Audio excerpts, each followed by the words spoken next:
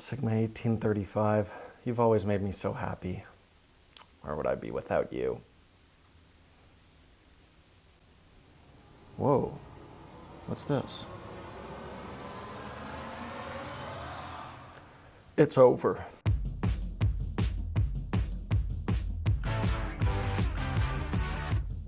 Welcome back, DPReview TV viewers. Chris Nichols here, and as you just found out seconds earlier, Panasonic has just announced some very interesting products coming up shortly.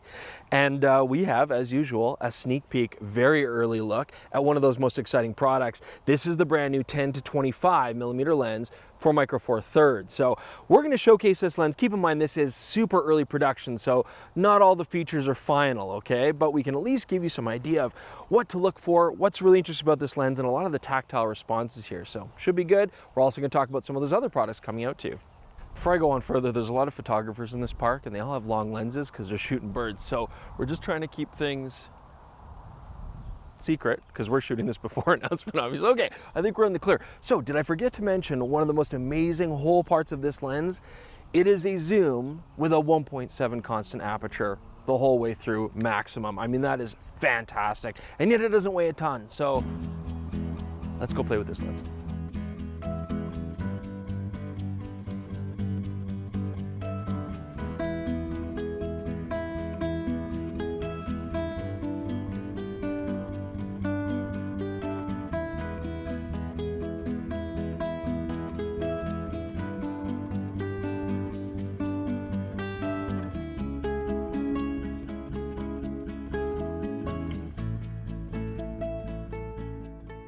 I want to talk about the aperture ring here in further detail. Of course, 1.7 constant aperture is a big deal, but it goes beyond that. We've got a 9-bladed, very smooth looking diaphragm, so I'm looking forward to test. But another thing here on the aperture ring, at least on this sample, there's no click.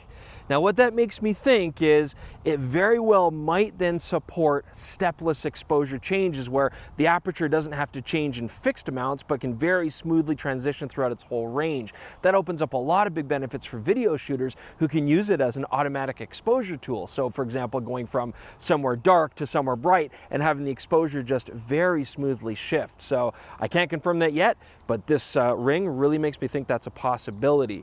Now while we're talking about rings, I want to talk about another thing here, because this is a first on a Micro Four Thirds lens anyways for Panasonic.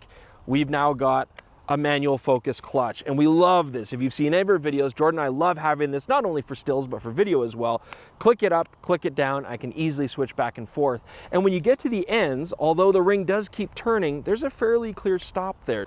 Oh, now while we're still on the topic of the manual focus ring, another interesting feature that videographers are really going to enjoy, this lens has minimal focus breathing, which basically means that as I manually focus this lens during a video shot, I'm not going to see my focal length change, which means my frame doesn't change. I don't get that zoom in, zoom out effect as I'm focusing. Really, really nice to have. And again, a real reason why this lens seems to be aimed at the video market.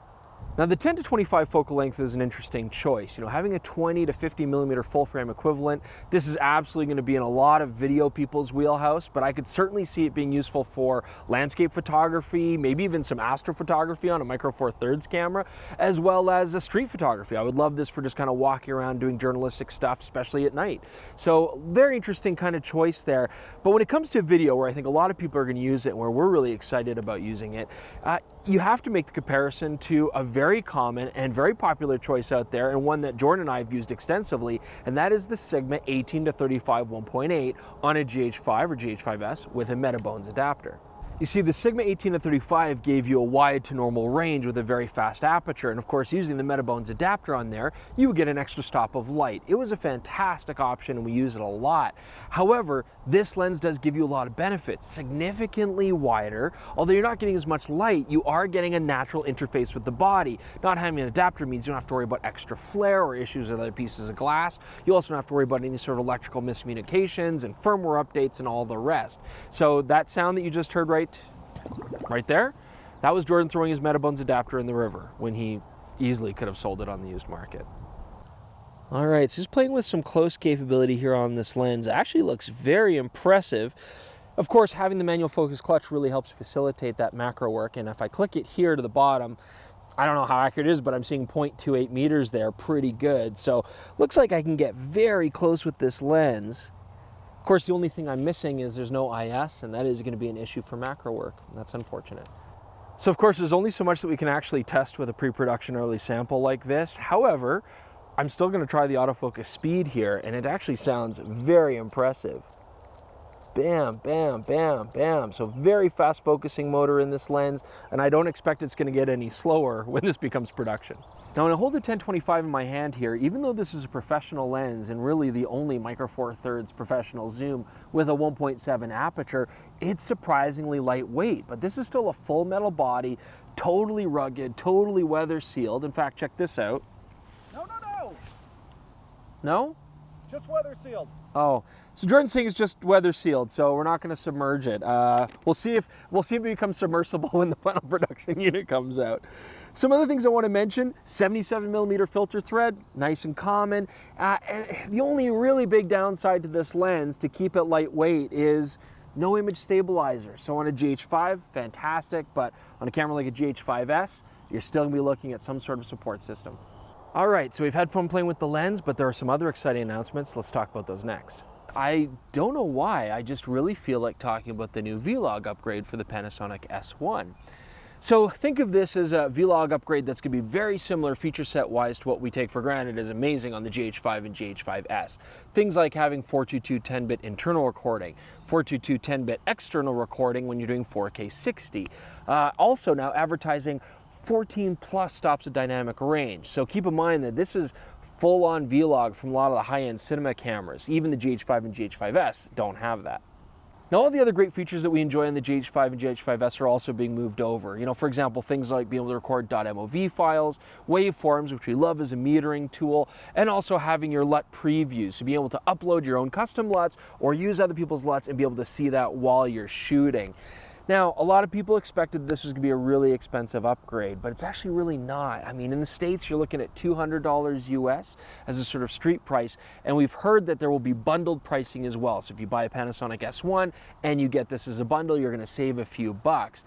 And I've also heard, at least here in Canada where we take care of each other, if you're already an existing user of a Panasonic S1, there'll probably be better prices for you to then add this new V-Log feature to your camera kit. So regardless, hopefully the joy spreads out in the world, but it looks like this is going to be a great feature upgrade that's not too expensive. Okay, so for the other exciting announcement we're going to talk about, of course, we have the S1, we have the S1R, and now it's just been announced at Cine Gear, the S1H. So this is Panasonic's full-on cinematic camera L-mount, very exciting stuff. Now keep in mind that this is a very early development announcement only, so there's only so much that we know and can share with you, but here goes. So first off, this is breaking the 6K barrier. This shoots true 6K as long as you stick to a 3:2 ratio and 24p. Now, if you want something a little bit better for frame rate, you can then go to 5.9K. You're going to get up to 30 frames per second, and that's at a proper 16:9 ratio. That, I think, is going to be very exciting. You are getting that full V-Log, so we're getting 14 plus stops of dynamic range, and of course, unlimited record times. We also get one of the things we love about GHs, that anamorphic de-squeeze. And this is all fit into a beautiful body. It looks very similar to the S1 and S1R. Very exciting camera for video. This is basically bringing a mirrorless body, full frame like this, into the sort of VariCam lineup. So I hope you guys enjoyed that very early look, sneak peek at some of these Panasonic announcements, and it leaves us with a couple thoughts here. First off, I think this is a very interesting lens, the 10-25. I'm excited to play with it for photography, but first off, I think it's great that Panasonic is supporting not only their L-mount full-frame stuff, but throwing some love for the Micro Four Thirds community as well. I think that's commendable. As well, firmware updates are always a welcome thing to add and enhance the capabilities of your camera. But of course, as a photographer, I can't help but feel like this announcement is really good for the videographers out there. Some exciting stuff. Panasonic hopefully reasserting a lot of their dominance in the video market with this new S1H camera, a 10-25, which is going to be really useful for Micro Four Thirds video users as well, and of course V-Log. Some exciting stuff. Hope you guys enjoyed that sneak peek. Don't forget, leave your comments below. Check out our Instagram and Twitter feeds. Please subscribe. Some really fun, exciting stuff in the industry that we can't wait to test out when it comes to full production. Thanks so much for joining us today.